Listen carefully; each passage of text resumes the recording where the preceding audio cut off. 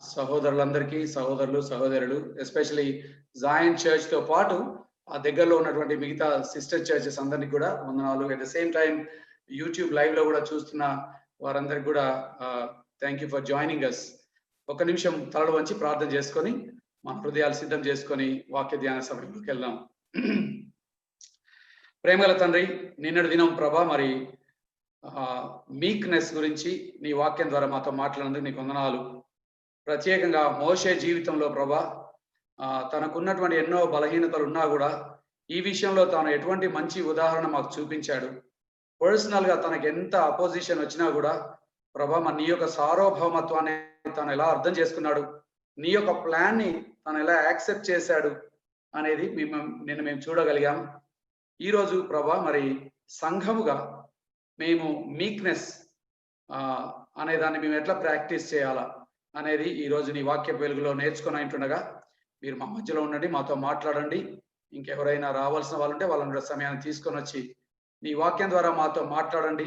నీ వాక్య వెలుగులో మమ్మల్ని మేము సరిదిద్దుకోవడానికి సహాయం చేయమని మా మధ్యలో ఉండి మీరు మాట్లాడుతున్నందుకు స్తుతులు వందనాలు చెల్లిస్తూ యేసు నామములో ఈ ప్రార్థన అడిగి వేడుకొంచున్నాం తండ్రి, ఆమేన్. మంచిదండి. నిన్నటి దినము మనము మోషే జీవితంలో నుండి కొన్ని విషయాలు నేర్చుకున్నాం. Especially the way his life was ended. చాలా మందికి అది చాలా అన్యాయంగా అనిపించవచ్చు, బాధాకరంగా అనిపించవచ్చు. కానీ నేను నిన్న మీకు చెప్పిన విధంగా I don't think it really bothered Moses. మోషేకు అదంతా బాధ కలిగించలేదు. వెళ్ళలేకపోయినా అన్నది కొంచెం బాధ ఉన్నా కూడా ఆయన జీవితంలో అతి గొప్ప గిఫ్ట్ ఏంటో తెలుసా అండి? ఆయన ఎంజాయ్ చేసినటువంటి అతి శ్రేష్టమైన వరం, ఈ భూమి మీద ఈ ప్రపంచంలో చాలా కొద్ది మంది మాత్రమే ఎంజాయ్ చేయగలిగిన ఒక గ్రేట్ బ్లెస్సింగ్, మోసెస్ ఎంజాయ్ చేసే ఒక గ్రేట్ బ్లెస్సింగ్ ఏంటంటే living in the presence of God every day of his life. జీవించినంత కాలము దేవుని సన్నిధిలో జీవించాడు. ఆయన ఏమన్నాడు తెలుసా?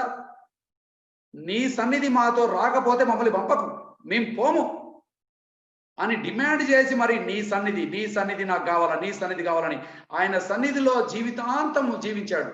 He lived his entire life, especially a wilderness life లో 40 సంవత్సరాలు he lived in the presence of God. When you live that long in the presence of God, the promised land doesn't look that attractive or appealing. దేవుని సన్నిధిలో అంత కాలము అంత సన్నిహితంగా జీవించే మనకండి, జీవిస్తే ఎట్లా స్టోరీ ఎండ్ అయింది, ప్రామిస్ ల్యాండ్ పోయినవా లేదా అన్నది పెద్ద ప్రాముఖ్యం కాదు. ఈ దృక్పథం కేవలం దేవునితో సన్నిహితంగా సమయం గడిపిన వాళ్ళకి మాత్రమే దేవుడు ఇస్తాడు. దేవుని యొక్క సార్వభౌమత్వాన్ని స్పష్టంగా అర్థం చేసుకున్న వాళ్ళకి మాత్రమే దేవుడు ఇస్తాడు. అండ్ మోషే జీవితంలో నుండి నిన్న మనం అది నేర్చుకున్నాం. ఈరోజు we will continue that thought. ఈరోజు meekness in the local church. నిన్నటి దినము meekness in our personal life. వ్యక్తిగత జీవితంలో మనము సాత్వికులుగా ఉండడం ఎంత ఇంపార్టెంట్, ఎందుకు ఇంపార్టెంట్ అనేది నిన్న చూసినాము. ఈరోజు లోకల్ చర్చ్ అంటే body of Christ local church గా మనము సాత్వికత్వ అనేది లోకల్ చర్చ్ లో ప్రాక్టీస్ చేయడం ఎందుకు ఇంపార్టెంట్, ఎందుకు ఇది ప్రాముఖ్యం అనేది ఈ రోజు మనం వాక్యంలో నేర్చుకుందాం. మత్తయి సువార్త 11వ అధ్యాయము 29వ వచనం దగ్గర మనం స్టార్ట్ చేద్దామండి. Very familiar words, Matthew 11:29. English లో ఏమంటారంటే కమ్ టు మీ అనగా లర్న్ ఫ్రమ్ మీ, నా యొద్ద నేర్చుకొనుడి, for I am gentle and humble in heart. English లో నేను సాత్వికుడను దీన మనస్సు గలవాడను గనక మీ మీద నా కాడి ఎత్తుకొని నా యొద్ద నేర్చుకొనుడి. నేను సాత్వికుడను. ఈ సాత్వికత్వం ఎట్లా ప్రాక్టీస్ చేయాలనేది మీరు ఎక్కడ నేర్చుకుంటారో తెలుసా? థియరీలలో పుస్తకాలు చదివితే లాభం లేదండి. How can we learn meekness? సాత్వికతను ఎక్కడ నేర్చుకోగలం? పుస్తకాలు చదివితే లాభం లేదండి. చదివితే మంచిదే. సాత్వికత గురించి మనం నేర్చుకోవాలంటే the best teacher are not books, it is our walk with Jesus Christ. నా కాడ ఎత్తుకోండి, నా యొద్ద నేర్చుకోండి. సాత్వికత గురించి యేసు ప్రభువు దగ్గర నేర్చుకున్నంత పవర్ఫుల్ గా మనం ఇంకెక్కడ కూడా నేర్చుకోలేమండి. అప్పుడు మీ ప్రాణములకు విశ్రాంతి దొరుకునని అంటాడు. బ్యూటిఫుల్. యాక్చువల్ అండి ఆ ఒక్క వచనం మీద మనం చాలా ప్రసంగాలు చేసుకోవచ్చు. నాకు one of my favourite verses. ఎందుకంటే మనందరం కూడా మన ప్రాణాలకు విశ్రాంతి లేకుండా బతుకుతున్నామండి. Our souls are not restful. సేవ చేస్తున్నాము, దేవుణ్ణి వెంబడిస్తున్నాము, దేవునితో నడుస్తున్నాము అని చెప్తున్నాం, కానీ నిజంగా చెప్పాలంటే విశ్రాంతి అనే అసలు ఆ యొక్క ఎక్స్పీరియన్స్, ఆ యొక్క ఎలిమెంట్ మన జీవితంలో ఎక్కడ లేదండి. మినిస్ట్రీలో కూడా హడావిడి గురికేటోళ్ళం మనం, మినిస్ట్రీలో కూడా చింతిస్తూ హడావిడిగా పరిగెత్తే వాళ్ళం మనం. విశ్రాంతిగా ఉండేవాళ్ళం, రెస్ట్ఫుల్ గా ఉండేవాళ్ళు, కామ్ గా ఉండేవాళ్ళు చాలా తక్కువ అండి. మినిస్ట్రీలో కూడా హడావిడిగా ఉరికేటోళ్ళు, బాగా టెన్షన్లో బతికేటోళ్ళు, నిద్ర పడతలేదన్న మినిస్ట్రీలో ఆ మీటింగ్ ఉన్నది, ఈ మీటింగ్ ఉన్నది, నిద్ర పట్టలేనంత చింతిస్తూ చాలా మంది పరిచర్య చేస్తారండి. అది చాలా తప్పండి. దేవుడు మిమ్మల్ని అంత చింతించే బాధ్యత మీకు ఇవ్వలేదు. మిమ్మల్ని దేవుడు లోకరక్షకుని చేయలేదు. రాత్రి నిద్రపోలేనంతగా పరిచర్య గురించి చింతపడమని నిన్ను అడగలే. అనవసరంగా నీ మీద నువ్వు కాడేసుకున్నందుకు నీకు ఆ చింత వచ్చింది. ఆయన కాడి ఆయనతో పాటు నువ్వు దీన్ని వేసుకొని ఉంటే ఇట్లా చింతించేటోడివి కాదు. చాలా రిలాక్స్డ్ గా విశ్రాంతి అంటే నీకు కష్టాలు ఉండవని నేను అంటలేనండి, కానీ ఆయన ఏమంటాడు, మీ ప్రాణములకు విశ్రాంతి దొరుకుతుంది. ఎప్పుడు మీరు సాత్వికుల, నేను సాత్వికుని కాబట్టి నా కాడి మీరు ఎత్తుకొని నా దగ్గర నేర్చుకుంటే మీ ప్రాణములకు విశ్రాంతి కలుగజేయతానని యేసు ప్రభు అక్కడ మనకు ప్రామిస్ చేసినాడు. సో నా ఆశ, నా ప్రార్థన, ఈ వాక్యం వినే మనందరం కూడా పరిచర్యని ఎట్లా చేయాలి అనేది కూడా ఈ యేసు ప్రభు యొక్క మోడల్ నుండి మనం నేర్చుకోవాలని ఆశిస్తున్నామండి. జాన్ బ్లాంచర్డ్ అనే ఒక దైవ భక్తుడు రైట్ విత్ గాడ్ అనే ఒక పుస్తకం రాసినండి. జాన్ బ్లాంచర్డ్ రైట్ విత్ గాడ్ అనే పుస్తకంలో ఇచ్చిన ఒక కొటేషన్ ని నేను మీకు చదివి వినిపిస్తాను, ఎందుకంటే మీక్నెస్ గురించి చాలా బ్యూటిఫుల్ డిస్క్రిప్షన్ ఇచ్చిందండి ఆయన. జాన్ బ్లాంచర్డ్ రైట్ విత్ గాడ్ లో ఏమంటారంటే, మీక్నెస్ టువర్డ్ గాడ్. రెండు విధాలుగా మీక్నెస్ మనం నేర్చుకోవచ్చు, చూడొచ్చు. దేవుని దృష్టిలో మనము అంటే మీక్ గా ఉండడం, తర్వాత మనుషుల దృష్టిలో మనము సాత్వికులుగా ఉండడము, దేవుని దృష్టిలో సాత్వికులుగా ఉండడం. Meekness towards God is a spirit of submission to all of God's dealings with us అంటాడు. సంపూర్ణంగా మనల్ని మనం సబ్మిట్ చేసుకొని మన జీవితంలో దేవుడు ఏం చేసినా కూడా అన్నిటికీ కూడా cheerful గా హ్యాపీగా సబ్మిట్ చేసుకోవడం. Especially those which causes sorrow and pain, in the settled conviction that in all these he is graciously, wisely and sovereignly working for the good of those who love him అంటాడండి. కొంచెం long definition అయినా మళ్ళీ చదువుతానండి. రోమిలకు రాసిన పత్రిక 8:28లో ఉన్న వాక్యాన్ని ఆయన తీసుకొచ్చాడంటే, ఎందుకు నువ్వు అంత సమాధానంగా ఉండగలుగుతున్నావు, ఎందుకు అంత ప్రశాంతంగా ఉండగలుగుతున్నావు, అందరూ నిన్ను అపోజ్ చేస్తున్నారు, నిన్ను అపనిందనలు నీ మీద వేస్తున్నారు, నిన్ను దూషిస్తున్నారు, నిన్ను తిడుతున్నారు, నీకు ఎందుకు సోయలేదా, నీకేం పడతలేదా అంటే ఈయన అంటాడు, పట్టలేక కాదు, కానీ నాకు ఒక కన్విక్షన్ ఉన్నది, God is in full control కదా. దేవుడు సార్వభౌమత్వానికి నన్ను నేను సరెండర్ చేసుకున్నా. సో నన్ను నేను ఎంతగా సరెండర్ చేసుకున్నా అంటే, దేవుడు సార్వభౌమంలో ఉన్నా కాబట్టి నేను చింతించాల్సిన అవసరం లేదు. నన్ను ఇతరులు దూషిస్తున్నా, మిస్అండర్స్టాండ్ చేసుకున్నా, I don't need to set the track record right, because he is in control. ఎప్పుడైతే ఎస్పెషల్లీ మనల్ని తప్పుగా భావించి తప్పుగా మనల్ని నిందించినప్పుడు ఆయన అంటాడు, ఇంకా మనం ప్రశాంతంగా ఉండాలట. ఎందుకు? Because we're convinced. సంపూర్ణంగా మనం సెటిల్ అయి ఉన్నాం, కన్విన్స్ అయిన, ఫుల్లీ కన్విన్స్డ్. ఏమని? God is graciously, wisely and sovereignly working for the good of those who love him. దేవుడు తన యొక్క జ్ఞానములో, తన యొక్క సార్వభౌమత్వంలో, తన యొక్క మంచితనములో ఈ డీటెయిల్స్ అన్ని కూడా ఆయన వర్క్ చేస్తున్నాడు అండి. For the good of those who love him. నువ్వు జెన్యూన్ గా దేవుని ప్రేమిస్తే, నీ మనసాక్షి మీద నువ్వు చేయబెట్టుకొని, you know that you did not do anything wrong, you don't need to worry about your reputation. He is working out everything for your good and for his kingdom's good. So meekness towards God in a indirect ఏంటంటే, it is submission to God and being secure in God's sovereignty. దేవునికి మనల్ని మనం surrender చేసుకోవడమే కాకుండా చాలా ప్రశాంతంగా ఉండమండి. అవునండి, అన్యాయం జరిగింది, వాళ్ళు నన్ను మిస్అండర్స్టాండ్ చేసుకున్నారు, పెద్ద పెద్ద లేబుల్స్ వేసేసారు, తీసి పడేసారు, ఏమో అయితే ఏముందండి, God is still in control, he is wise and he is sovereign, he will set the records right. నేను దానికి పెద్ద పోరాడి సెట్టింగ్ చేసుకోవాల్సిన అవసరం లేదు కదా అని. Submission towards, meekness towards God is an expression of submission and security in God's sovereignty. రెండోది మీక్నెస్ టువర్డ్స్ మ్యాన్. మనుషుల పట్ల సాత్వికంగా ఉండడం అనేది, it means bearing patiently with the hurtful actions of others and dealing gently with their failures.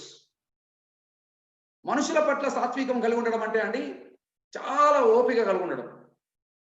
భరించగలగటం, సహించగలగటం, ఇతరుల యొక్క immaturity, ఇతరుల యొక్క ఆవేశం, ఇతరుల యొక్క కోపం, ఇతరులలో ఉన్నటువంటి బలహీనతలు అవన్నీ చేయబడి మొత్తానికి మిమ్మల్ని ఏదో అన్నారు, ఏదో చేసిరు, బాధ పెట్టినారు. ఈ గాయాలన్నీ కూడా మనము స్పంజ్ లాగా సహించుకుంటామట. ఇప్పుడు ఒక రబ్బర్ బాల్ ఉందనుకోండి, రబ్బర్ బాల్ ని మీరు ఒక టైల్, అంటే గట్టిగా హార్డ్ సర్ఫేస్, ఒక బండ తీసుకొని ఆ రబ్బర్ బాల్ ఒక బండకి వేసింది అనుకోండి, ఏమైతుంది? ఇప్పుడు మీ ఫ్లోర్ ఇప్పుడు బండల ఫ్లోర్ ఉంది అనుకోండి, ఈ బండల ఫ్లోర్ మీద రబ్బర్ బాల్ వేస్తే ఏమైతుంది?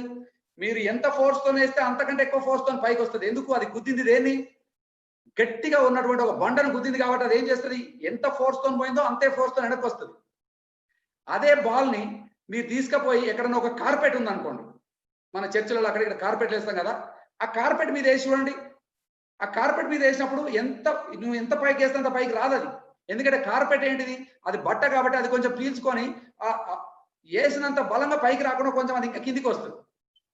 ఇదే బాల్ తీసుకుపోయి మీరు ఒక పెద్ద స్పాంజ్ సర్ఫేస్ ఉందనుకోండి, ఎక్కడన్నా ఒక స్పాంజ్ సర్ఫేస్, మెత్తటి సర్ఫేస్ తీసుకుపోయి, లేకపోతే ఇసుక ఉన్నట్టు ప్లేస్ తీసుకుపోయి వేసిన అనుకోండి, బాల్ని ఇసుకలో వేస్తే ఏమైతే తెలుసా అండి? పైకి రాదు అది. ఎందుకో తెలుసా? ఆ ఇసుకకు ఒక క్వాలిటీ ఉన్నది, ఒక నేచర్ ఉన్నది.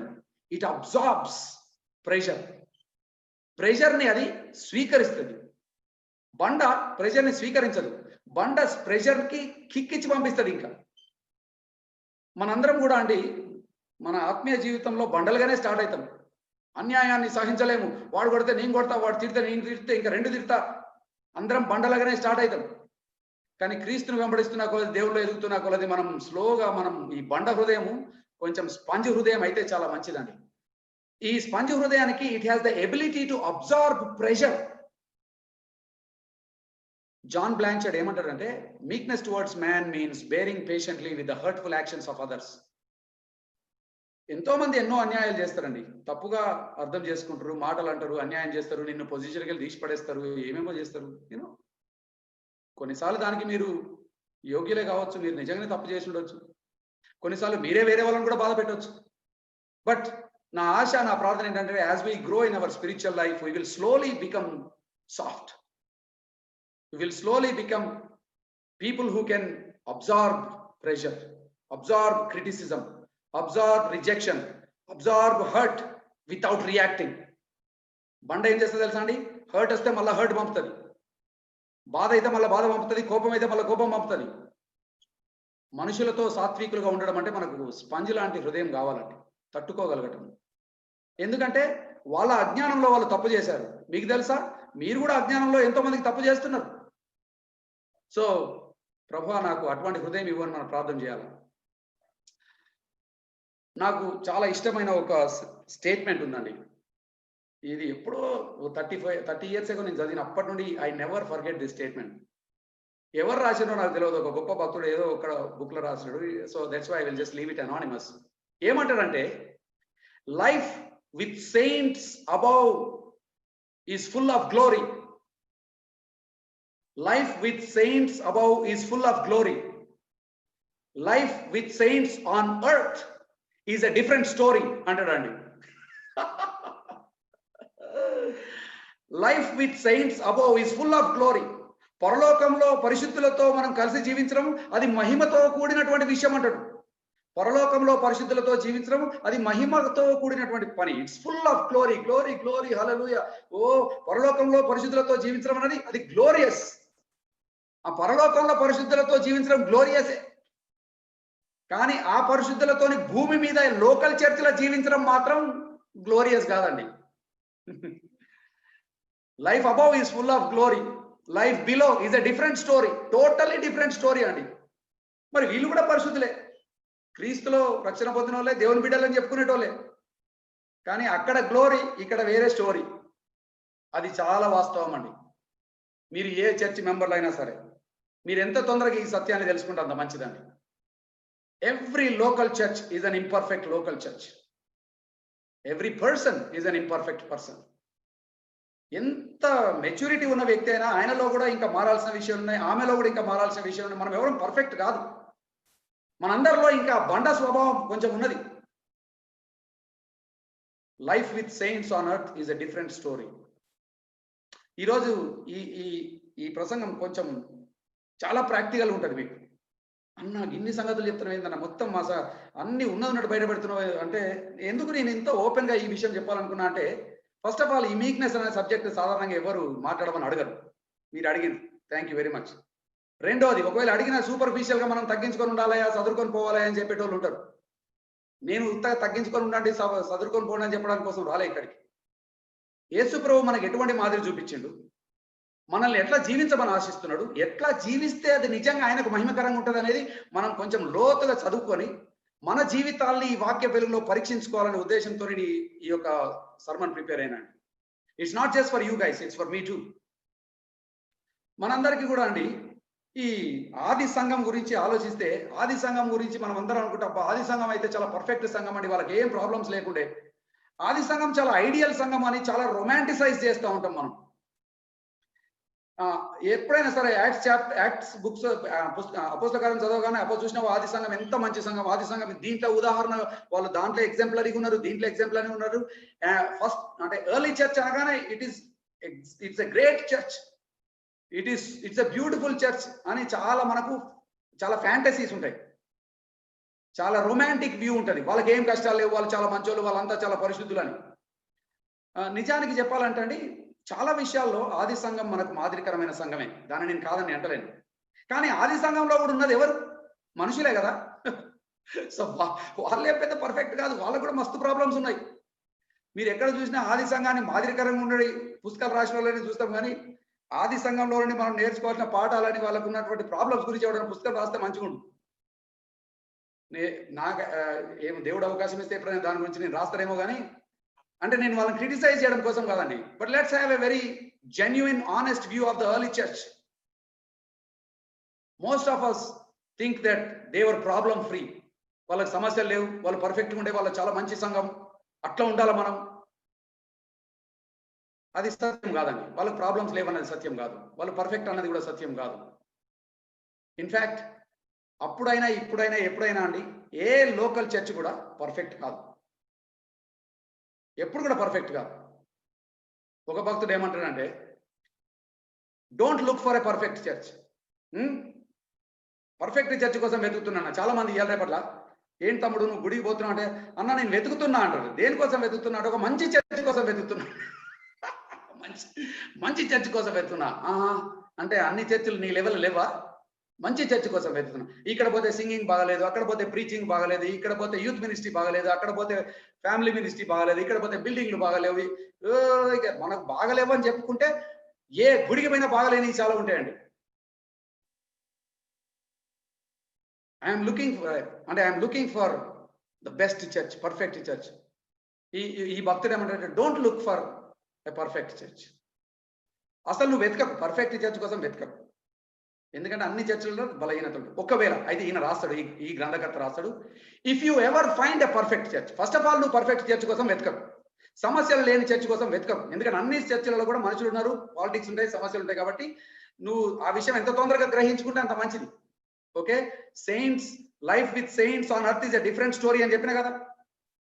బయట నుండి చూస్తే బాగానే ఉంటుంది, లోపల చేయడానికి నీకు అర్థమైతే ఓహో ఇక్కడ కూడా ఈ ప్రాబ్లమ్స్ ఉన్నాయని. సో ఏమంటే, first of all don't look for a perfect church. If you ever find a perfect church, ఈ ఆథర్ రాస్తుంది, నేనన్న మాట కదా, ఆయన అన్నాడు, అందుకే I want give credit to him. First of all don't look for a perfect church. If you ever find a perfect church, please don't join it because you will spoil it by joining it అని అంటాడు. Perfect church కోసం వెతకకండి. ఒకవేళ వెతకంగా మీకు ఎక్కడన్నా ఒకవేళ perfect church దొరికితే దయచేసి దాంట్లో చేరకండి. ఎందుకంటే చేరి మీరు దాన్ని జడగొడతారు, ఎందుకంటే నువ్వు పర్ఫెక్ట్ పర్సన్ కాదు. ఐఎమ్ షూర్ మీ అందరికి అర్థమైంటుంది, there are no perfect churches. Every church has problems, internal problems, external problems. Early church లో కూడా చాలా ప్రాబ్లమ్స్ ఉన్నాయి. నేను వాళ్ళని క్రిటిసైజ్ చేయడం కోసం చెప్తలేను, ఎందుకంటే చాలాసార్లు ఏం చేస్తారంటే ఎర్లీ చర్చ్ రొమాంటిసైజ్ చేసి, వాళ్ళు ప్రాబ్లం లేని వాళ్ళు చాలా మంచి వాళ్ళు, వాళ్ళని చూడు ఎట్లున్నాం, మనం ఏంది ఇట్లా అయిపోయినామని ఓవర్లీ కాంట్రాస్ట్ ఇస్తారండి.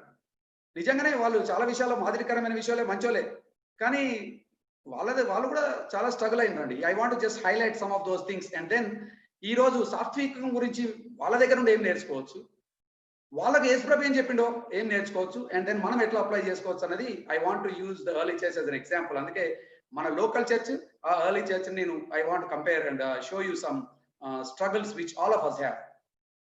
ఎర్లీ చర్చ్ లో అండి వాళ్ళకు కొన్ని అడ్వాంటేజెస్ ఉన్నాయి. సో లెట్ మీ ఒక డిస్క్లైమర్ ఇస్తా. ఎర్లీ చర్చ్ కి కొన్ని అడ్వాంటేజెస్ ఉన్నాయండి. ఫస్ట్ అడ్వాంటేజ్ ఏంటో తెలుసా అండి? ఎర్లీ చర్చ్ ఆది సంఘంలో ఉన్న most of the people, almost 90%, నిజంగా చెప్పాలంటే ఆల్మోస్ట్ 100% లిటరల్లీ అందరు కూడా మారు మనసు పొంది తిరిగి జన్మించి యేసు ప్రభువును వెంబడించడం కోసం సంఘంలో చేరిన వాళ్ళే వీళ్ళు. First generation people. ఇక్కడ మతపరమైనటువంటి క్రైస్తవులు ఎవరు లేరు. No religious Christians. అందరు కూడా సువార్తను మొదటిసారి విని వాళ్ళ పాపం విషయంలో వాళ్ళు పశ్చాత్తాపడి క్రీస్తుని అంగీకరించి మారు మనసు పొందిన వారు సంఘంలో చేర్చబడ్డారు అని ఉంటుంది మనం అపోస్తలకార్యంలో చూస్తే. సో ఎర్లీ చర్చ్ ఉన్నటువంటి వన్ అడ్వాంటేజ్ ఏంటంటే ఉన్న మెంబర్లు అందరూ కూడా మారు మనసు పొందిన మెంబర్లు. వీళ్ళు మతపరమైనటువంటి క్రిస్టియన్స్ కాదు. Second generation Christian, third generation Christian, వీళ్ళ నాయన క్రిస్టియన్, వీళ్ళ తాత క్రిస్టియన్ కాబట్టి వీడు క్రిస్టియన్. ఆ ప్రాబ్లం వాళ్ళకి లేదు. గుడికి ఎవడన్నా వచ్చినంటే వాడు మారు మనసు పొందింది కాబట్టే వచ్చినాడు. సహవాసానికి ఎవరైనా వచ్చినట్టే క్రీస్తుతో సంబంధం ఉంది కాబట్టే వచ్చినాడు. సో అప్పుడు వాళ్ళకున్న ఒక పెద్ద అడ్వాంటేజ్ ఏంటంటే అందరు కూడా మారు మనసు పొందిన వాళ్ళు, శిరస్సుతో సంబంధం ఉన్న వాళ్ళు కాబట్టి ఈ శరీరంలో మంచిగా ఫిట్ అయినారు.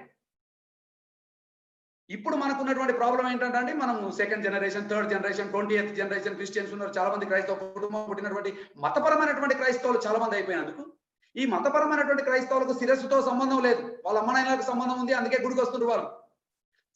శిరస్సుతో సంబంధం లేని వాళ్ళు లోకల్ చర్చికి వస్తుంటే సంబంధం ఉన్నోళ్ళకి సంబంధం లేని వాళ్ళకు కాన్ఫ్లిక్ట్స్ వస్తాయండి. So you should not be surprised. మీరు ఒకవేళ సంఘ కాపరి అయితే లేకపోతే సంఘ పెద్ద అయితే I think this will really help you. ఎందుకు ప్రాబ్లమ్స్ వస్తాయంటే శిరస్సుతో కనెక్షన్ లేని వాళ్ళు చాలా మంది మీ చుట్టూ ఉన్నారు. ఆది సంఘంలో ఆ ప్రాబ్లం లేదు. Most of them, almost every one of them had a personal relationship with they were born again Christians. ఇప్పుడు ఏ చర్చికి పోయినా అండి ఎంతమంది బోర్న్ అగైన్, ఎంతమంది ఉత్తగా వస్తున్నారు, ఏళ్ల తరగతి నుండి వస్తున్నారు క్లియర్గా చెప్పలేము మనం. రెండో అడ్వాంటేజ్ వాళ్ళకు ఉన్నది ఏంటంటే they were small house churches. ఆది సంఘంలో అందరు కూడా చిన్న చిన్న సంఘాలు, 30, 40, 50 మంది ఉండేటోళ్ళేమో మ్యాక్సిమం. చిన్న సంఘాలుగా ఉన్నారు కాబట్టి, అంటే నంబర్ తక్కువ ఉన్నది కాబట్టి it was easy to manage. కొంతమంది ఉన్నప్పుడు ఎప్పుడైనా అండి సంబంధాలు మంచిగా కాపాడుకోవచ్చు అండి. సంఖ్య పెరుగుతున్నప్పుడు సంబంధాలు కాపాడుకోవడం అంత ఈజీ కాదు. 10 మంది ఉన్నప్పుడు కమ్యూనికేషన్ కూడా చాలా ఈజీగా ఉంటుంది. తర్వాత ప్రేమలు కూడా చాలా బాగుంటాయి, ఒకరినొకరు బాగా సహించుకుంటాం. సంఖ్య చిన్నగా ఉన్నప్పుడు సంబంధాలు బలంగా ఉంటాయి. ఇది ఎక్కడైనా వాస్తవమే. సంఖ్య చిన్నగా ఉన్నప్పుడు సంబంధాలు బలంగా ఉంటాయి. సంఖ్య పెరిగిపోతున్నా కొలది సంబంధాలు బలహీనమైపోతాయి, కొంచెం కనెక్షన్లు డిస్కనెక్షన్లు అయిపోతాయి, గ్రూపులు అవుతా ఉంటాయి. అప్పుడు ఉన్నటువంటి వాళ్ళకున్న రెండో పెద్ద ప్రాబ్లం అడ్వాంటేజ్ ఏంటంటే most of them were small house churches. So everybody personal attention ఇవ్వగలిగింది. 20-30 మంది అంటే 20-30 మంది పేర్లు వాళ్ళకి తెలుసు. ఇవాళ రేపటి చర్చలో 500 మంది, 700 మంది, 1000 మంది, 5000 మంది అయ్యేసరికి ఎవరి పేరు ఎవరికి తెలియదు. ఎనానిమస్గా వస్తున్నారు, ఎనానిమస్గా పోతున్నారు. అట్లా పోద్దని అంటలేను, కానీ అదొక పెద్ద డిసడ్వాంటేజ్ మనకు. The larger the number, the harder it is to have quality control. సంఖ్య పెరుగుతున్నా కొలదండి క్వాలిటీ కంట్రోల్ చేయడం కష్టమవుతుంది. ఎప్పుడైనా సంఖ్య తక్కువ ఉన్నప్పుడు మంచి క్వాలిటీ మెయింటైన్ చేయొచ్చు.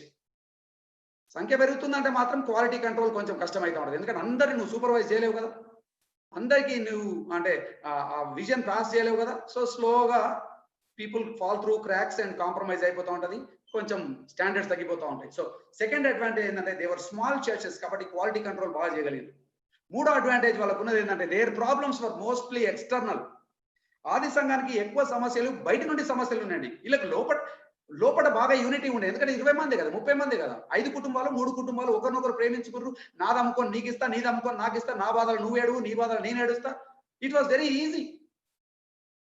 Most of the problems were external problems. బయట నుండి రోమా చక్రవర్తులు, పరిసయ్యులు, లేకపోతే శాస్త్రులు వాళ్ళు శ్రమ పెట్టినరే కానీ లోపల వీళ్ళకి పెద్ద ప్రాబ్లం లేదు. మనకు నిజంగా చెప్పాలంటే మనకు బయట ప్రాబ్లమ్స్ కూడా ఉన్నాయి, బయట వాటికంటే లోపల ప్రాబ్లమ్స్ ఎక్కువ ఉన్నాయి మనకు. నాలుగో అడ్వాంటేజ్ వాళ్ళకు ఉన్నది ఏంటో తెలుసా అండి, వాళ్ళకు పెద్ద ప్రాపర్టీ లేదండి. పెద్ద గుడులు, ప్రాపర్టీలు ఏమి లేవు. అప్పుడు ప్రాపర్టీ లేవు. ఒక్కొక్క చర్చిలో చాలా మంది నాయకులు కూడా లేరు కాబట్టి పొజిషన్స్ కి కాంపిటీషన్ కూడా లేదు. ఈ ప్రాపర్టీలు ఉండడం అనేది అనేక మంది నాయకులు ఉండి పోటీ పడి నాకు కుర్చీ కావాలని పోటీ పడే నాయకులు చాలా మంది ఉన్నప్పుడు చాలా ప్రాబ్లమ్స్ వస్తాయండి.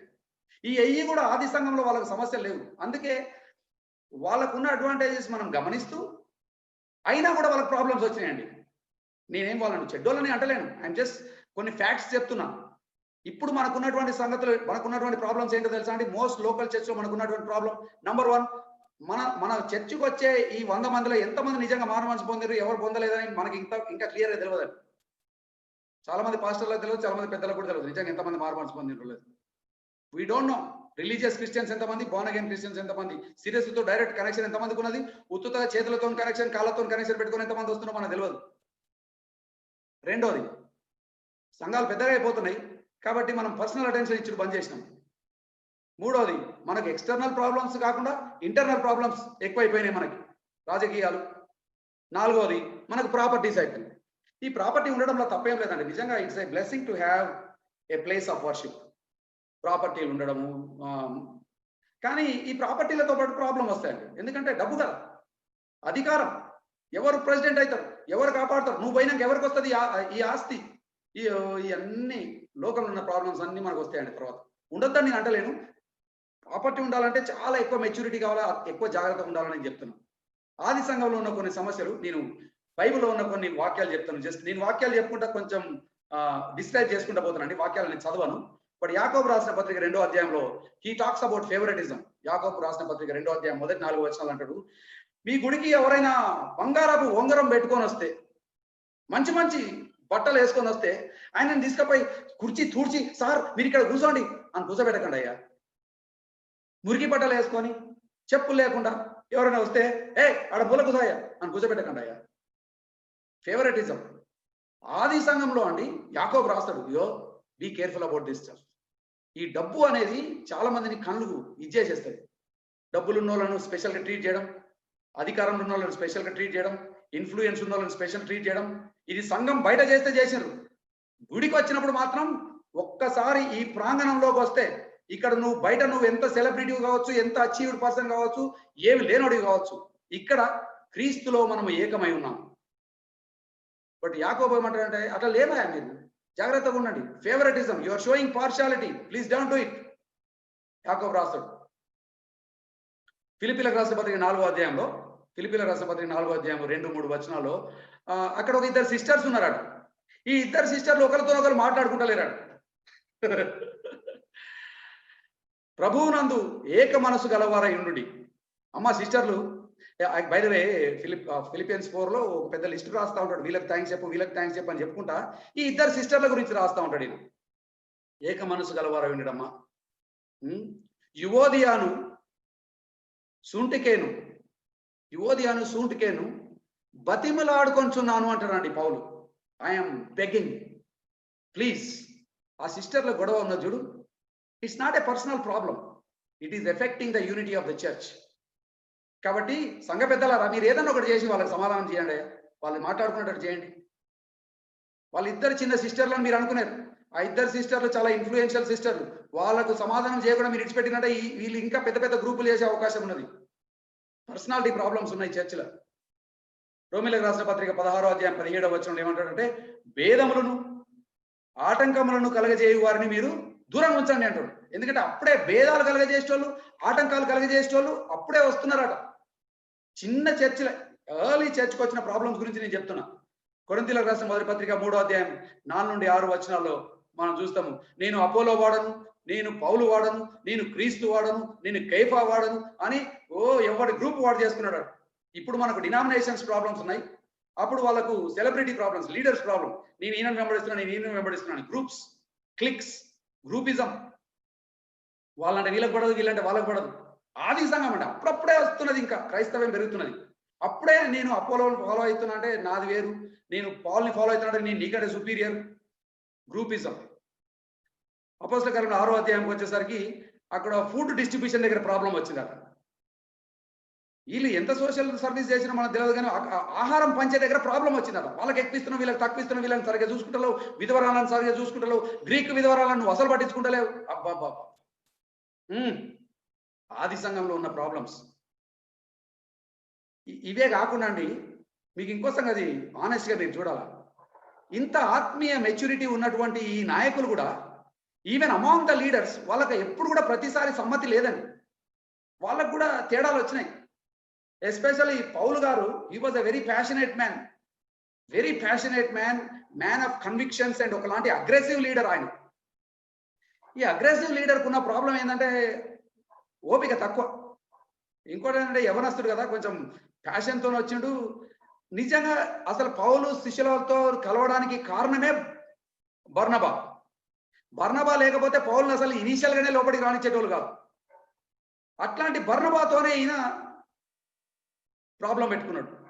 అపోస్తల కార్యాలు 15వ అధ్యాయంలో ఏముంటుందంటే, Paul had a sharp disagreement with Barnabas అని ఉంటుంది. Sharp డిసగ్రీమెంట్.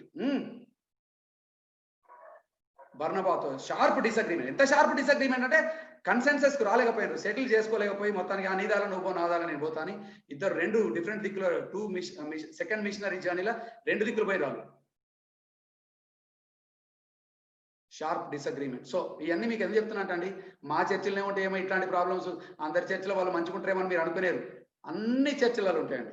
The nature of problems are different, కానీ ఉంటాయి. వీటిని ఎట్లా డీల్ చేయాలనేది మనం చూడబోతున్నాం.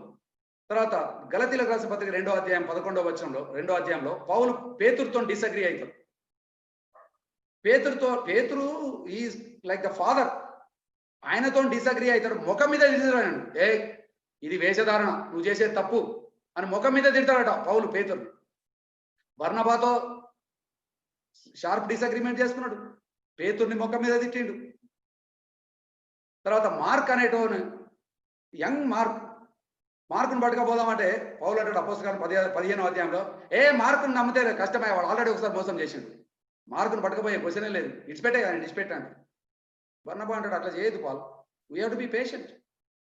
నిజానికి బర్నబా ఎంత పేషెంట్ ఉంటే పాల్ లోపలికి వచ్చిండు. బట్ అగైన్ వాళ్ళ పర్సనాలిటీస్ ఎంత డిఫరెంటో చూడండి. So our personality differences do matter. చర్చిలో కూడా it will matter and it will show. Aggressive personality, dominating personality ఉండేవాళ్ళు మీరు ఇంకెక్కువ జాగ్రత్తగా ఉండాలి. ఎందుకంటే మీరు నాయకత్వంలో ఎంత మేలు చేస్తున్నారో అంత హాని కూడా చేయగలిగే పొటెన్షియల్ మీకు ఉన్నది. దట్స్ వై అంటే the people who are out going, aggressive and kind of pushy, dominating leaders, you have to be extra careful. Barnabas took Mark. అయితే అపోస్తల కార్యం 15వ అధ్యాయంలో పౌలు అంటాడు, నాకు మార్క్ వద్దు, ఆయన నమ్మలేను అంటాడు.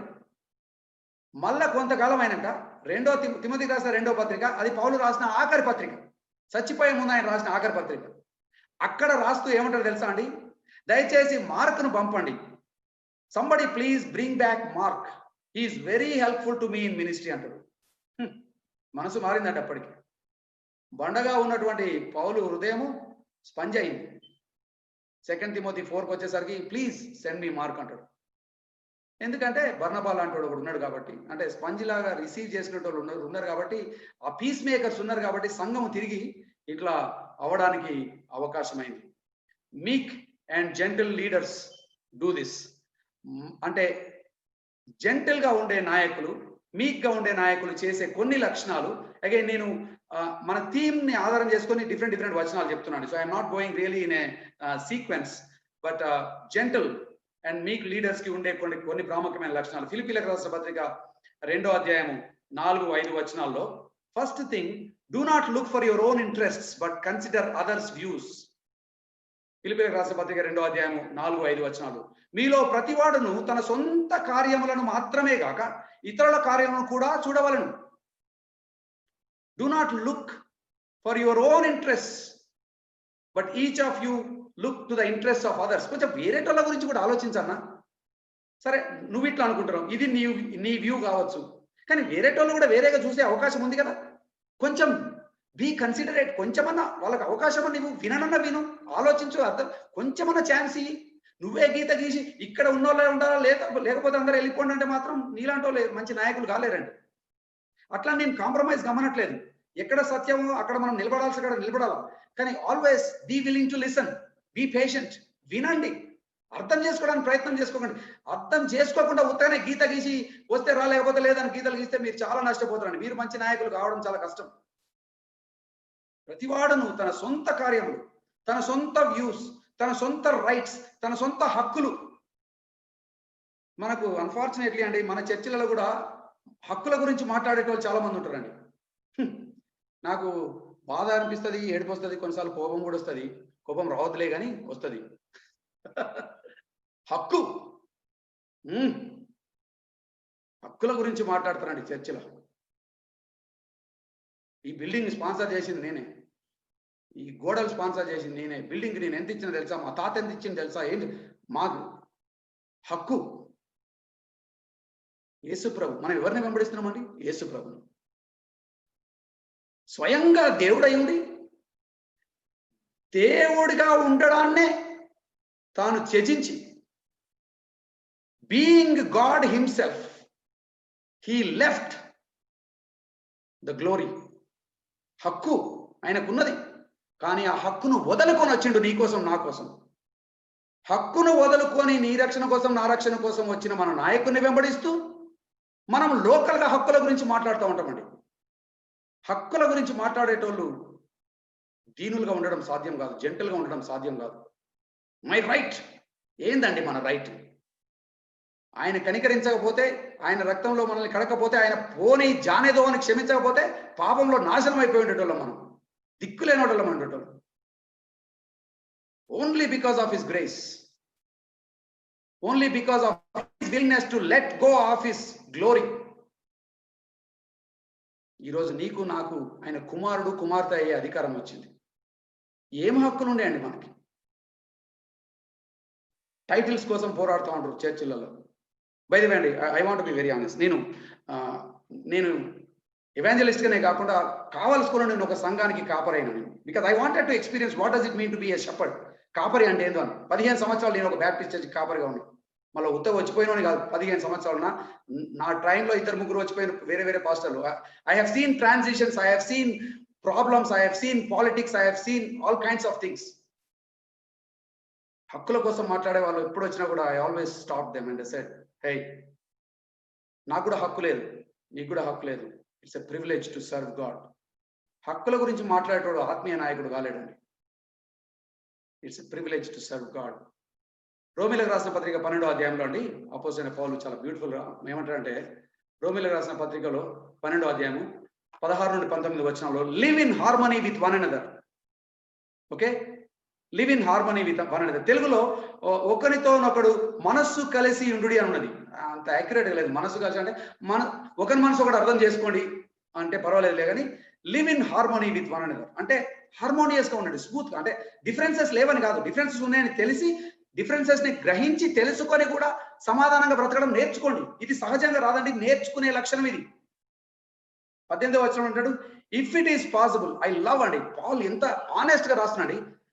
ఎందుకంటే ఆయనకు తెలుసు ఇది ప్రతిసారి సాధ్యం కాదు, ప్రతిసారి సమాధానంగా జీవించడం సాధ్యం కాదు. ఎందుకంటే సమాధానం అనేది ఇద్దరు వ్యక్తుల నుండి, 2 పార్టీల నుండి రావాల్సినటువంటి దీనత్వం, మీక్నెస్. అందుకే if it is possible, as far as it depends on you, if it is possible, నీకు వీలైనంత మటుకు, as far as depends on you, live at peace with everyone. అందరితో కూడా సమాధానంగా బ్రతకడానికి ప్రయత్నం చేయి. నీ సైడ్ నుండి నువ్వు చేయాల్సిన అన్ని చేసేయి. నీ సైడ్ నుండి నువ్వు ఏది కూడా చేయకుండా ఆపోదు. You do everything from your side to live with peace with everybody in the church. There will be people who want like you. నువ్వు ఎంత సమాధానంగా ఉన్నా, నువ్వు ప్రశాంతంగా ఉండడమే మనకి ఇష్టం లేదేమో. People won't like you, people will disagree with you, people will criticize you.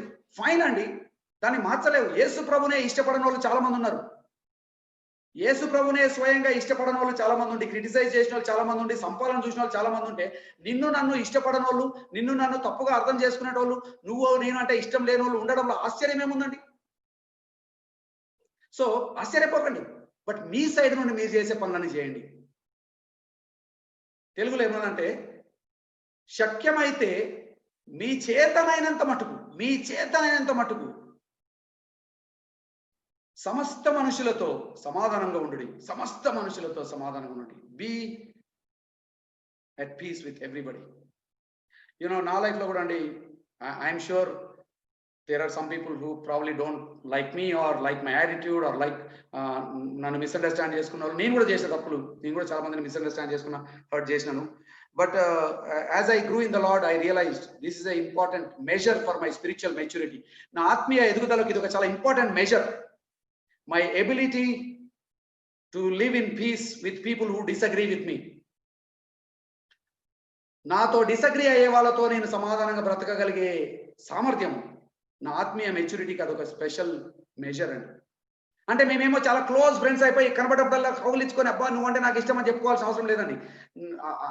వాళ్ళు మనం క్లోజ్ ఫ్రెండ్స్ కాకపోవచ్చు, నన్ను ఆయన యాక్సెప్ట్ చేయకపోవచ్చు, కానీ సమాధానంగా ఉండగలగాలి.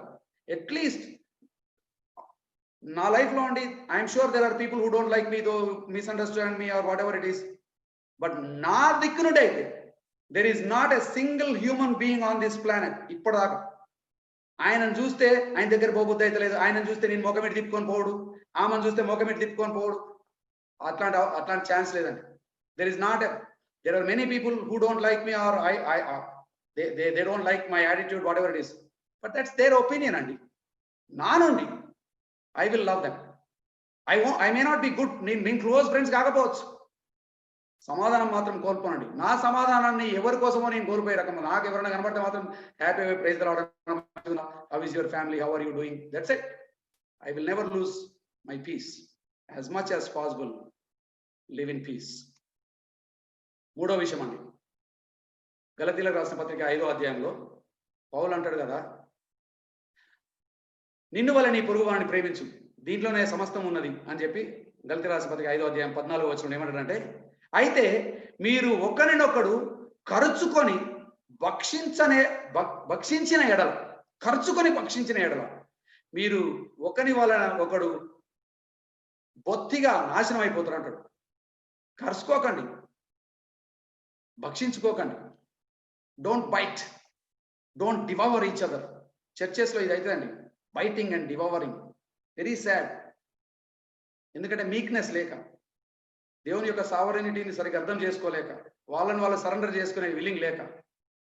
తిమోతికి రాసిన 2వ పత్రిక 2వ అధ్యాయం 10వ వచనంలో ఏమంటాడంటే, సమస్తము ఓర్చుకొనుచు అంటాడండి. Therefore I endure everything. సమస్తమును ఓర్చుకొనుచున్నాను. I endure everything for the sake of the elect. దేవుని ప్రజల నిమిత్తము, దేవుని ప్రణాళిక నిమిత్తము ఓర్చుకుంటున్నాయ్యా.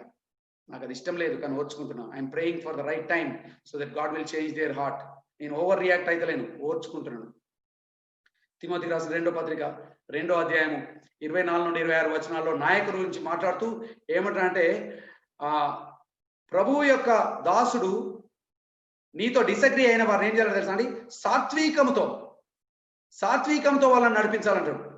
Lord's servant must not be quarrelsome but must be kind to everyone, gently instructing them అని అంటాడు. మీతో ఎవరైనా విభేదం చూపిస్తే, మీతో ఎవరైనా డిసగ్రీ అయితే, మీతో ఎవరైనా అపోజ్ అయితే అండి, జెంట్లీ ఇన్స్ట్రక్ట్ దెమ్. సమాధానంగా, ఓపికతోని, సాత్వికంతోని చెప్పండి. మీ ఒపీనియన్ మీరు చెప్పండి. ఇంకో విషయం అండి, మా చర్చిలో నేను సీనియర్ పాస్టర్ అయినాక ఒక రూల్ పెట్టినాను. మాకు కూడా కమిటీ మీటింగ్లు అయ్యేది, పెద్ద ఈ కమిటీ మీటింగ్లలో కొన్నిసార్లు కొంచెం జనాలకు ఆవేశం ఎక్కువైతుంది. ఆవేశం ఎక్కువైనప్పుడు కొంచెం ప్యాషనేట్గా మాట్లాడతారు. ప్యాషనేట్గా మాట్లాడితే తప్పేం లేదు, కానీ వాయిస్ రైజ్ చేయాల్సిన అవసరం లేదండి. బట్ నేను సీనియర్ పాస్టర్ అయినాక నాతో పాటు ఇంకొక నా ఫ్రెండ్ బోర్డు చైర్మన్ అయినా, మేమిద్దరం కలిసి ఒక రూల్ పెట్టినాం మా చర్చ్ బోర్డు. మేము ఒక 7 ఉంటాం, డెసిషన్ చెప్తాం. ఏదైనా ఏ డెసిషన్ అయినా, ఏ డిస్కషన్ అయినా, ఎవడైనా ఒక్కడైనా వాయిస్ రేజ్ చేసి అంటే గట్టిగా మాట్లాడినంటే ఇమీడియట్గా మా యొక్క బోర్డు మీటింగ్ సస్పెండ్ అవుతుంది.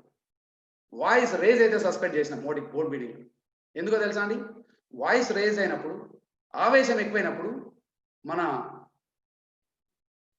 బుర్ర సరిగా పనిచేయదు, హృదయం అయితే already కఠినమైపోయింది.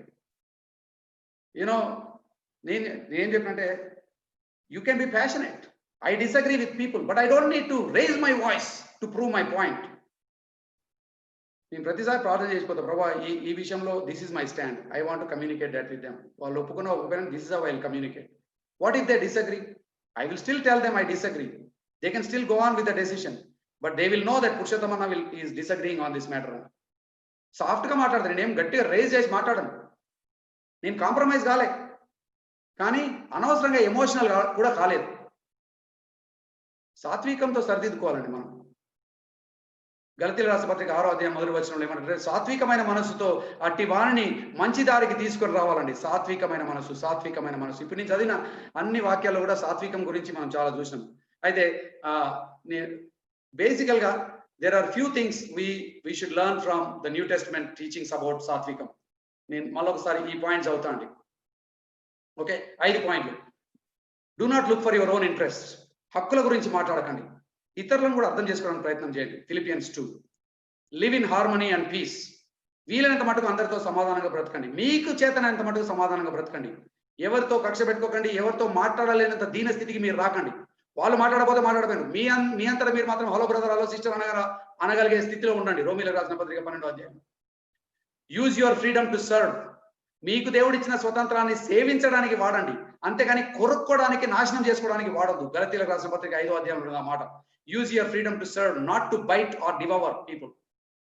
2 Timothy chapter 2 verse 10. Endure everything. అన్నిటిని సహించండి. అందరిని, అన్ని రకాల పర్సనాలిటీస్ ఉంటారండి, సహించండి. యేసు ప్రభు ఎంత ఓపిక ఉండి సహిస్తే ఈ రోజు నువ్వు రక్షణ పొందినవు. ఆఖరిగా gently instruct and restore people. నాయకుల్లో ఉండాల్సిన ప్రతి ప్రాముఖ్యంగా జెంటల్ గా ఉండాలా, రెస్టోరేషన్ చేయాలండి. మనము మృదువుగా పనిచేయాలి, రెస్టోర్ చేయాలి. ఎప్పుడైనా కూడా సమాధానం చేయడానికి ప్రయత్నం చేయాలి, రెస్టోర్ చేయడానికి ప్రయత్నం చేయాలి. కానీ తేడా వచ్చిన కడల్లో గీతలు గీసేసి నువ్వు ఒక పార్టీ నేను ఒక పార్టీ డివైడ్ అయిపోదాం, చీలిపోదాం, అది దేవునికి మహిమ తీసుకురాదండి.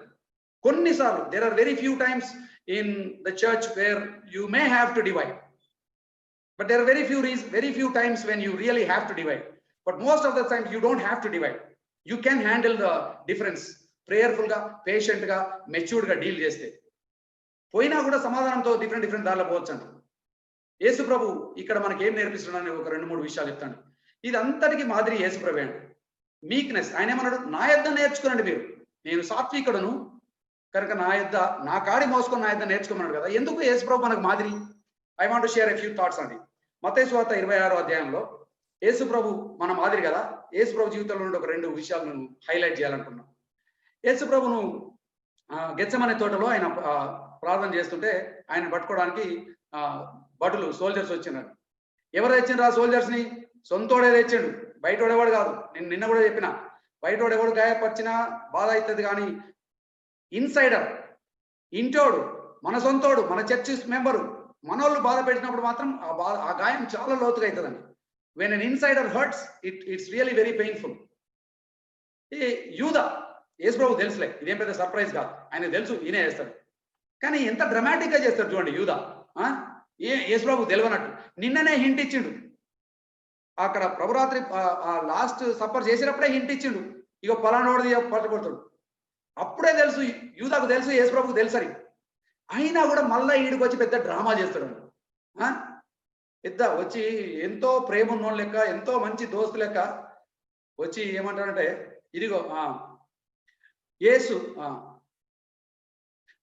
బోధకుడా నీకు శుభము అని చెప్పి ఒక ముద్దిచ్చిండట.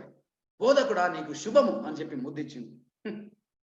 వేరే ఏ మనిషి అయినా కూడా కొంచెం ఫ్లాట్ అయ్యేటోడేమో, కన్ఫ్యూజ్ అయ్యేటోడేమో, కానీ యేసుప్రభు ఏం కన్ఫ్యూజ్ కాలే అండి. ముద్దిస్తే తుడుచుకున్నాడేమో ఇట్లా.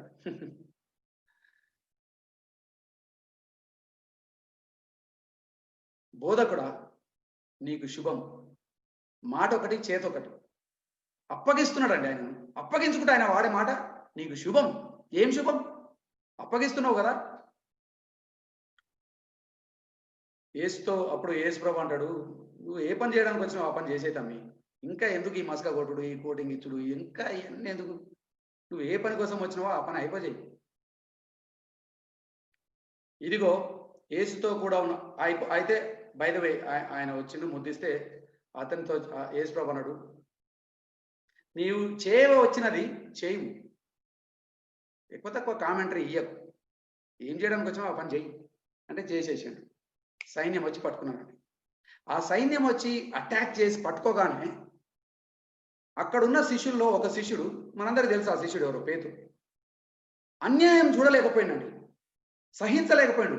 అన్యాయం జరుగుతుంది, వాళ్ళ నాయకుడు, వాళ్ళ అంటే రాబాయ్, వాళ్ళ బోధకుడు అన్యాయంగా పట్టబడుతున్నాడు అన్న సంగతి విని అన్యాయం చూడగానే సహించలేక లేచి ఆయన ఖడ్గము తీసేసిండు. ఆ సోల్జర్స్ లో ఒక సోల్జర్ని కొట్టేసిండు. ఇదిగో యేసుతో కూడా ఉన్న వారిలో ఒకడు చెయ్యి చాచి కత్తి దూసి ప్రధాన యాజకుని దాసుని కొట్టి వాని చెవి తెగదీసిన చెవి నరికేసింది. యేసుప్రభు ఏమంటున్నా వినండి, ఇక్కడ చాలా బ్యూటిఫుల్ మాట అండి. వీక్నెస్ గురించి మనం నేర్చుకున్నాం కదా. ఎందుకు యేసుప్రభు is a great example of weakness? వినండి 52వ వచనం. యేసు, నీ కత్తి వరలో తిరిగి పెట్టు. కత్తి పట్టిన వారందరూ కత్తితోనే నశించరు. Peter, don't take things into your hands. I think మనల్ని చూసినప్పుడు కూడా యేసుప్రభు ఇదే మాట అంటాడేమో. Purushottam, don't take things into your hands. అన్యాయం జరుగుతుంది తెలుసు, నువ్వే అనుకుంటున్నావు అన్యాయాన్ని చూసుకోవడానికి. నేను చూస్తలేనా? నాకు తెలియదా? ఓ రోషము ఓర్చుకోలేను, తట్టుకోలేను, కత్తి తీస్తా. పిచ్చోడా, అన్యాయం నువ్వు ఒక్కరివే చూస్తున్నావా? నాకు తెలుస్తలేదా అన్యాయం అని? కత్తి దాచిపెట్టు. కత్తి తీసినోడు కత్తితోనే పోతాడు. That is not how you defend. That is not how you prove your innocence or prove your righteousness. కత్తులు వాడేటోళ్ళు వేరు, మీరు కత్తులు వాడేటోళ్ళు కాదు. దేవుని సార్వభౌమత్వానికి మిమ్మల్ని మీరు సరెండర్ చేసుకున్న వాళ్ళు. Wait for God's time. Don't take things into your hand. చాలాసార్లు బై ద వే నేను చెప్పిన కదా పాస్టర్గా, there were so many times I was so tempted to aggressively take a decision. ఎందుకంటే ఐ నో మా పెద్దలు చేసే కొన్ని తప్పు అనేది. బట్ దేవుడు మళ్ళా జ్ఞాపకం చేయండి, Purushottam, this is not your church, this is my church. నువ్వు కాపరివి మాత్రమే, ఒక మాదిరి చూపించు. Don't take things into your hands. అన్యాయం అవుతుంది నాకు తెలుసు. నువ్వు ఇక నీ ఇన్ఫ్లుయెన్స్ వాడి పలాను నీ ఫోన్ చేసి, ఆ పెద్దగా ఫోన్ చేసి, వీనికి వ్యతిరేకంగా ఏదో చేసి, మళ్ళీ ఇంకొక గ్రూప్ చేసి, గ్రూప్ ఇంకోటి పెట్టి, కత్తికి కత్తి తీయకయ్యా. వాళ్ళు రాజకీయం చేస్తే నువ్వు రాజకీయం చేయకు. హోల్డ్ ఆన్, ప్రార్థన చేయి, దేవునికి సమర్పించుకో. సారోగోడని దేవుడు కూడా చూస్తున్నాడు ఈ అన్యాయాన్ని. Don't take things into your hands Peter, you will only complicate things. నీ చేతిలో ఎప్పుడైనా ఈ సమస్యను తీసుకుంటే అండి, ఆ సమస్యను నువ్వు ఇంకా పెద్దగా చేస్తావు. ఎవరైనా అండి, మీరైనా నేనైనా, if you take the problem into your hands, you will only make it worse. So please don't take the problem into your hands. Leave it there, pray and wait for God's time. Let God handle, let God deal. దేవుడు ఆ విషయంలో మీకు స్పష్టత ఇచ్చేదాకా మీరు ఆగండి. ఆవేశంలో, కోపంలో మీరేదో న్యాయం చేసే ప్రయత్నం చేయకండి. అట్లా చేసి మనం చాలా మందిని గాయపరుస్తామండి. దేర్ ఆర్ మెనీ చర్చెస్, మీకు తెలుసా అండి, చర్చిలలో గాయపడి బయటికి పోయిన వాళ్ళు ఎంతో మంది క్రైస్తవులు, they were hurt inside the church. ఏ చర్చికి పోతలేరు వాళ్ళు ఇప్పుడు. సాడ్లీ కొంతమంది యేసుప్రభు నుండి కూడా దూరం అయిపోయారు. ఎందుకంటే చర్చిలో గాయపడ్డారు వాళ్ళు, చర్చిలో అన్యాయం అయింది వాళ్ళకి. Because somebody was not patient, somebody over reacted, somebody took things in to their hands. రెండో విషయం అండి, యేసుప్రభు ఏమంటున్నాడు, పేతురు నువ్వు ఏమనుకుంటున్నావు తమ్మి నా గురించి? ఇలా నువ్వు కట్టేసిర్రు, పట్టకపోతుర్రు, అన్యాయం అవుతుంది, అదేనా నువ్వు నా గురించి అర్థం చేసుకున్నది? నేను ఒక్క మాట అడిగితే 53వ వచనం ఉంటుందండి. నేను ఒక్క మాట అడిగితే 72,000 మంది ఏంజల్స్ని దేవుడు పంపిస్తాడు. 72,000 ఏంజల్స్. నా తండ్రిని వేడుకొనిన ఎడల ఆయన 12 సేన వ్యూహముల కంటే ఎక్కువ మంది దూతలు పంపిస్తా అంటాడు. 12 legions of angels పంపుతాడు. If I ask, but I'm not asking, I'm withholding my power. నేను అడుగుతలేను. ఎమర్జెన్సీ స్క్వాడ్ పంపి ప్రభువా నాకు అన్యాయం అవుతుంది నన్ను కాపాడని అడుగుతలేను. I'm withholding my power. I'm withholding my power because God's will is more important than my security in this situation. ఈ సిచ్యువేషన్లో దేవుని చిత్తము, మానవాళికి జరగవలసినటువంటి మేలు నా సొంత భద్రత కంటే చాలా ప్రాముఖ్యం. కాబట్టి I'm with holding, I'm not using my power. మనం ఎట్లా రియాక్ట్ అవుతున్నాం మనకు చాలా ఇంపార్టెంట్ అండి. మనకు అన్యాయం అయినప్పుడు మనం ఎట్లా రియాక్ట్ అవుతున్నాం? యేసు ప్రభుకి అన్యాయం జరుగుతుంది. You know how he's reacting? చాలా కామ్ ఉన్నాడు. Because he surrendered himself to God's sovereignty. తన తండ్రికి తాను సమర్పించుకున్నాడు. కాబట్టి అన్యాయం అయినప్పుడు మనం ఎట్లా రియాక్ట్ అవుతున్నాం అన్నది అది దేవుని పరిచర్యకు చాలా అంటే చాలా ఎఫెక్ట్ చేస్తుందండి. అందుకే we have to be careful. నీకు అన్యాయం అవుతుందేమో, అట్లనే నువ్వు అన్యాయం చేస్తే పరిచర్యకు చాలా అన్యాయం అయిపోతుంది. You don't need to take revenge, you don't need to be defensive. Ask God and let him deal with it. అంతేకాకుండా యేసుప్రభు ఇంకో భక్తుడు చాలా మంచి మాట అంటారండి. ఏమంటారంటే meekness not only does it trust God and commit its way to God and wait patiently for God and refrain from anger, it also refrains from revenge and defensiveness. Meekness అనేది దేవుని నమ్మడమే కాకుండా, దేవునికి తను తాను సమర్పించుకోవడమే కాకుండా, ఓపికగా ఆగడమే కాకుండా, కోపం రాకుండా ఉండడమే కాకుండా, రివెంజ్ తీసుకోవాలనే తలంపు దానికి రాదట. డిఫెండ్ చేసుకోవాలి, నన్ను నేను డిఫెండ్ చేసుకోవాలని నా తలంపు రాదట. Meekness is the power to absorb adversity and criticism without lashing back. వెనుకకు రియాక్ట్ కావాల్సిన అవసరం లేకుండా స్పంజ్ లాగా తీసుకొని ఇచ్చిపెట్టాడు అన్నట్టు meekness, because God is still in control. లూకాసు వార్త 23వ అధ్యాయంలో యేసు ప్రభు ఆయనను బాగా రెచ్చగొడుతుంటారండి వాళ్ళు. నువ్వు మెస్సయ్య అయితే దిగు, నువ్వు దేవుని కుమారుడు అయితే దిగు, రెచ్చగొడతా ఉంటారు, ఊస్తున్నారు, రెచ్చగొడుతున్నారు, దిగు, చూపి, దమ్ముంటే చూపి. నేను అనుకుంటే this is the real hard time అండి. పబ్లిక్ లో మిమ్మల్ని రెచ్చగొడుతున్నప్పుడు, అప్పుడు కూడా మీ అహాన్ని మీరు కాదనుకొని మీ శక్తిని మీరు కంట్రోల్లో ఉంచుకోవడం అనేది చాలా కష్టం అండి. ఎవడు రెచ్చగొట్టకపోతేనే రెచ్చిపోయే రకం మనం. ఎవరేమనుకుంటేనే వాళ్ళు అనుకుంటారేమో అని రెచ్చిపోతాం మనం. నిజంగా రెచ్చగొడుతుండండి వాళ్ళు, నిజంగా ఇన్సల్ట్ చేస్తున్నారు, రెచ్చగొడుతున్నారు, ఊస్తున్నారు మీద.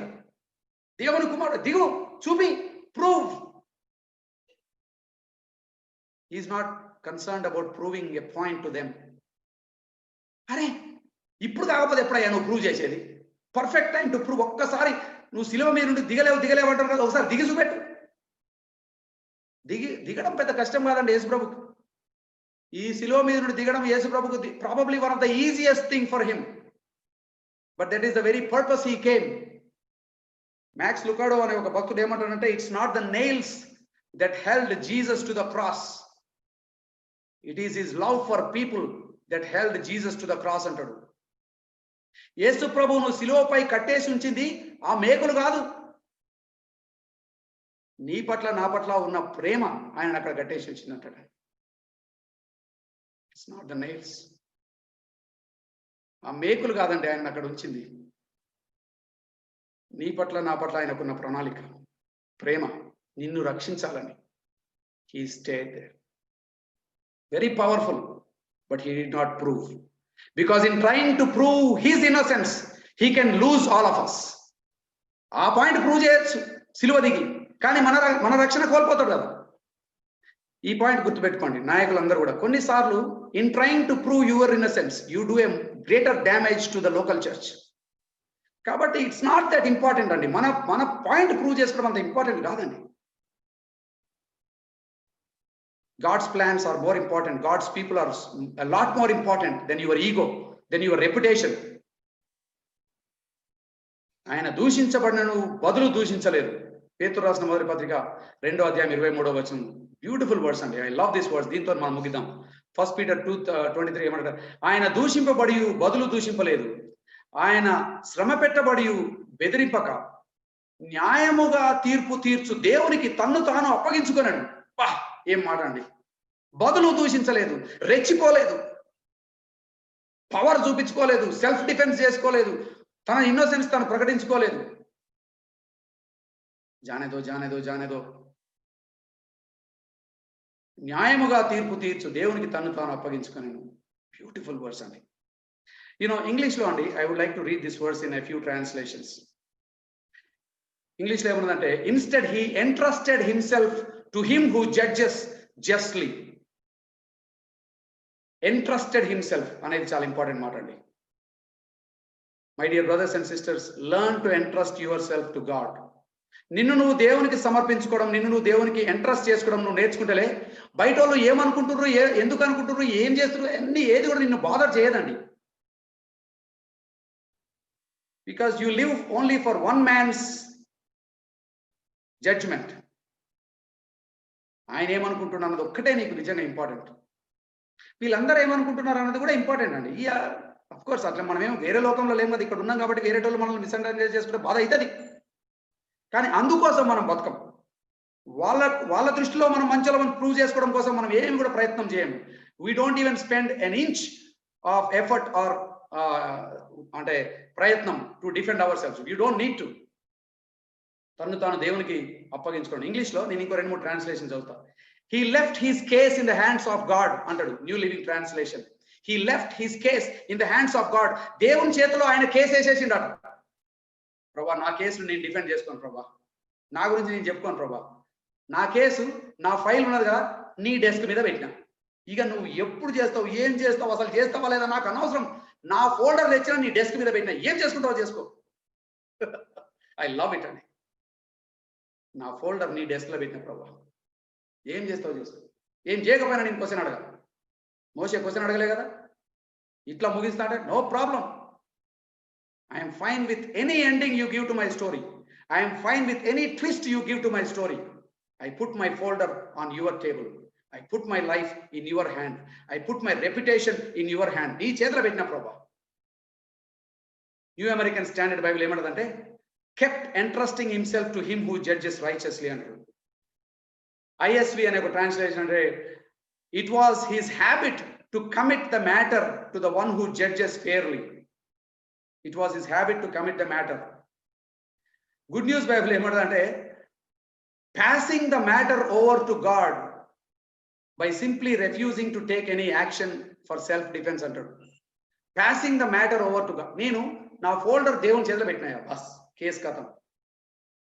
I don't want to defend. I don't need to defend. I don't need to fight. I don't need to win. I don't need to win this argument. I don't need to win this decision. నేను చెప్పినా దేవుని చేతిలో folder పెట్టేసిన. యేసు ప్రభు చేసిన కొన్ని విషయాలు నేను చెప్పి ముగిస్తానండి. Don't take things in your hand, leave it in to God's hand, because his hands are so much safer than your hands. ఆయన చేతులు చాలా క్షేమమైన చేతులు, ఆయన చేతిలో పెట్టండి. ఆయన క్షమించిన మంచిగా క్షమిస్తాడు, ప్రేమించిన మంచిగా ప్రేమిస్తాడు, సరిదిద్దిన మంచిగా సరిదిద్దాడు. మీరు ఏం చేసినా చక్కగా చేయరండి, మీ చేతిలో పెట్టుకోకండి ఎక్కువ తక్కువ. Don't take things in your hands, you will only complicate things. Withdraw your influence and power for greater good. నీకు దేవుడికిన శక్తి, పవర్, లీడర్షిప్ ఇస్తే, ఇన్ఫ్లుయెన్స్ ఇస్తే ఎప్పుడైనా ఇతరుల మేలు కోసం, దేవుని మహిమ కోసం మాత్రమే వాడండి. మీ స్వార్థం కోసం, మీ రెప్యుటేషన్ కోసం, మీ సొంత అజెండా కోసం వాడకండి. Forgive and refrain from revenge. పగ తీర్చుకునే పగలు గీగలు మనకు కాదండి. పగ అనేది అసలు మన సిలబసే కాదు. దేవునికి విడిచిపెట్టండి. అక్కడ అంటాడు వెంజన్స్ ఈజ్ మైన్. పగ తీర్చుకునే పని నాదయ్యా, తీర్పు తీర్చే పని నాది, నాకు విడిచిపెట్ట పని. నా పని నువ్వెందుకు చేస్తావు, నన్నెందుకు నిరుద్యోగం చేస్తావు? అది నా ఉద్యోగం. ఏది? పగ తీర్చుకోవడము, తీర్పు తీర్చడము దేవుని ఉద్యోగం. నీకు ఇచ్చిన ఉద్యోగం నువ్వు చేయరాదు, దేవుని ఉద్యోగం నువ్వెందుకు చేయబోతావు? Don't take revenge, leave it in to God's hand. Always live in peace with people. Yesu ప్రభు last entrusted himself in to God's righteous hand. ఆయన ఎప్పుడు తీర్పు తీర్చితే మంచి తీర్పు ఆయన ఇస్తారని దేవుని చేతిలో విడిచిపెట్టాడు. విలియం బూత్ అనే గొప్ప దైవ భక్తుడు, సాల్వేషన్ ఆర్మీ అనే గొప్ప పరిచర్యను ఆయన, he's the founder, great man of God అండి. మీకు ఎప్పుడైనా వీలైతే విలియం బూత్ స్టోరీ చదవండి. ఏం పవర్ఫుల్ లైఫ్ అండి ఆయన. చాలా సోషల్ సర్వీస్ చేశాడు. స్ట్రీట్ మీద పడున్న తాగుబోతులను, హోమ్లెస్ చిల్డ్రన్ని చాలా సేవ చేశాడు. ఇప్పుడు మనకు మదర్ తెరీసా తెలుసు, కానీ ఈమె కంటే చాలా గొప్ప పని చేసిన విలియం బూత్ అప్పుడు. విలియం బూత్ ఇట్లా చాలా సోషల్ సర్వీస్ చేస్తూ ఉంటాడండి. ఈయన చాలా ఫేమస్ అవుతుంటాడు. సంగతి చాలా మందికి నచ్చక even church people, religious people కూడా ఈయనను క్రిటిసైజ్ చేసి స్టార్ట్ చేసేటాడు. ఎందుకంటే ఈయన రోడ్డు మీద పడి ఉన్న అందరిని ఎవరిని పడితే వాళ్ళని తీసుకొస్తాడు గుడికి, ఎవరిని పడితే వాళ్ళని రీచ్ అడ్వైజ్ చేస్తున్నాడు. గుడికి రావాలంటే ప్రాపర్గా ఉండాలి, వాడికి డబ్బులు ఉండాలి, వాడికి బ్యాక్గ్రౌండ్ ఉండాలని చాలా మంది గుడులు నడిపేటోళ్ళు, కొంతమంది వాళ్ళకి వేరే స్టాండర్డ్స్ ఉన్నాయి. Church people criticized William Booth, Christians criticized William Booth, government also criticize William Booth. ఎందుకంటే దీనికి మస్తు పైసలు వస్తున్నాయి, ఎవరెవరో పైసలు వస్తున్నాయి, ఎట్లా పైసలు వస్తున్నాయి, ఈయనకు చాలా పైసలు వస్తున్నాయి. గవర్నమెంట్ క్రిటిసైజ్ చేస్తున్నారు, క్రైస్తవులు కూడా క్రిటిసైజ్ చేస్తున్నారు. ఈ ఆఖరికి ఎంత క్రిటిసిజం అయిపోయిందంటే విలియం బూత్ మీద న్యూస్ పేపర్ల మీద హెడ్ లైన్స్ పడుతున్నాయి. ఈయన మోసం చేసేటోడు, పైసలు బాగా ఇచ్చేస్తాడు, ఈయనకు బాగా పైసలు వస్తున్నాయి, ఈయన పేదోళ్ళ పేరు చెప్పుకొని పైసలు తీసుకుంటారని బాగా దూషించేసినారండి. నిజంగా జరిగిన సంగతి. సో నాయకులు, సంఘ నాయకులు, రాజకీయ నాయకులు విలియం బూత్ ను అక్యూజ్ చేసి ఇట్లా చేస్తుంటే ఫైనల్ గా న్యూస్ పేపర్లలో బాగా ఇట్లా పడుతుంటే ఒకసారి వాళ్ళ కొడుకు వాళ్ళ డాడీ రూమ్కి వచ్చి ఒక 3 న్యూస్ పేపర్లు ఆయన ముందు పడేసి 3 న్యూస్ పేపర్లు పడేసి ఏమంటాడు, dad see what they are saying about you. ఏమంటారు చూడు నీ గురించి, మెయిన్ హెడ్లైన్స్ ఇది. విలియం బూత్ వాళ్ళ కొడుకుని చూసిండు, 3 న్యూస్ పేపర్లు చూసిండు, వాళ్ళ కొడుకుని చూసిండు. విలియం బూత్ అన్న మాట నేను కోర్టుగా చదువుతా, జాగ్రత్త వినండి. జనరల్ విలియం బూత్ రిప్లై, బ్రామ్వెల్, వాళ్ళ కొడుకు పేరు బ్రామ్వెల్ అండి. బ్రామ్వెల్, 50 years hence it will matter very little indeed how these people treated us. It will matter a great deal how we dealt with the work of God. బ్రామ్వెల్, ఇప్పటి నుండి 50 సంవత్సరాల తర్వాత వాళ్ళు మనల్ని ఏమన్నారు అన్నది అస్సలు ఇంపార్టెంట్ కాదు, ఎప్పుడు కూడా గుర్తుపెట్టుకోడు. వాళ్ళు అన్న మాటలకు మనం ఎట్లా ప్రతిస్పందించినాం అన్నది మాత్రమే గుర్తుపెట్టుకుంటారు. 50 years from now what they said nobody will remember, but 50 years from now people will remember how we dealt with them and how we dealt with God's people, God's work. ఏం పవర్ఫుల్ మాట అండి. I just want to rephrase that same statement. ఇప్పటి నుండి 50 సంవత్సరాల తర్వాత అండి మనల్ని ఎప్పుడు గుర్తుపెట్టుకోడండి. ఏంటో మన రెప్యుటేషన్, నా గురించి ఏమనుకుంటుండ్రు, నా రెప్యుటేషన్ ఏంటి అని ఎంత తపన పడతాం మనం. 50 సంవత్సరాలు ఎందుకంటే మీరు పోయి చూడండి, 3 సంవత్సరాల తర్వాత కూడా ఎప్పుడు నేను గుర్తుపెట్టుకోడు, ఎంత పెద్ద మంచోళ్ళైనా కూడా అండి. వెరీ ఆనెస్ట్లీ, ఎంత పెద్ద పెద్ద గొప్పోళ్ళని కూడా అండి సంవత్సరాలు గుర్తుపెట్టుకునే తరం కాదండి మనది. 50 సంవత్సరాల తర్వాత అండి nobody will remember what they said about you, but everybody will remember how you treated them and God's work. మీరు ఇతరులను ఎట్లా ట్రీట్ చేస్తున్నారు, ఎస్పెషల్లీ మీతో డిసగ్రీ అయ్యే వాళ్ళతో ఎట్లా ట్రీట్ చేస్తున్నారు, దేవుని పనిని ఎట్లా చేస్తున్నారు అనేది 50 సంవత్సరాల తర్వాత కూడా గుర్తుపెట్టుకుంటారు. If there is anything they will remember how you treated people and how you treated God's work. Let's treat God's work as a privilege, as an honor and humility తో యేసు ప్రభు మనల్ని చెప్పిన విధంగా సాత్వికంతో ఆయన కాడిని మోస్తూ ఆయన దగ్గర నేర్చుకుందాం, ఆయన పరిచర్యలో ముందుకెళ్దాం. ప్రార్థన చేద్దాం. ప్రేమగల తండ్రి, ఈ సాయంకాలం మాతో మాట్లాడినందుకు వందనాలు చెల్లిస్తున్నాం. సంఘముగా మాలో సాత్వికము ఎందుకు అవసరము, ఎంత అవసరము అని చాలా స్పష్టంగా నీ వాక్యం ద్వారా మాతో మాట్లాడినందుకు వందనాలు చెల్లిస్తున్నాం.